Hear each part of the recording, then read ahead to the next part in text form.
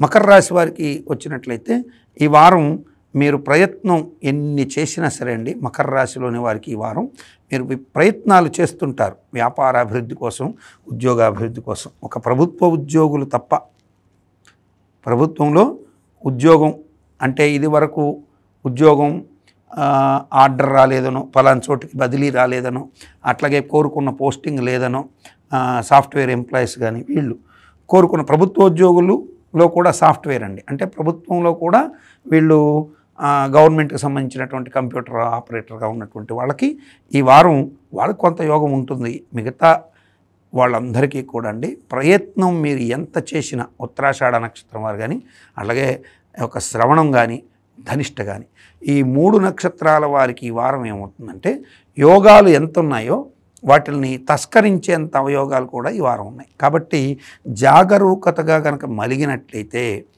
ప్రతి విషయాన్ని ఆలోచనతో వెళితే, భార్యాభర్తల సంబంధ బాంధవ్యాల దగ్గర నుంచి కుటుంబ సంబంధ బాంధవ్యాలు, రుణ సంబంధమైనటువంటివి ఇస్తే మీకు ఇక్కడ ఏం జరుగుతుందంటే రుణాలు రీషెడ్యూల్ అవ్వడం, అంటే పాత రుణాలు తీర్చడం, లేదా కొత్తగా మీరు అప్లై చేసుకునేటువంటి రుణాలు రావడం, కొంతమేర రుణాల నుంచి బయటపడే అవకాశాలు కూడా మార్గం ఏర్పడుతుంది. ఈ వారం వీళ్ళు బాగా ప్రార్థన చేయాల్సినటువంటి దేవతలు మహాలక్ష్మి అమ్మవారు, ఇంద్రకృత లక్ష్మీ ప్రార్థన, అలాగే సుబ్రహ్మణ్యేశ్వర స్వామి ఆరాధన చేయండి.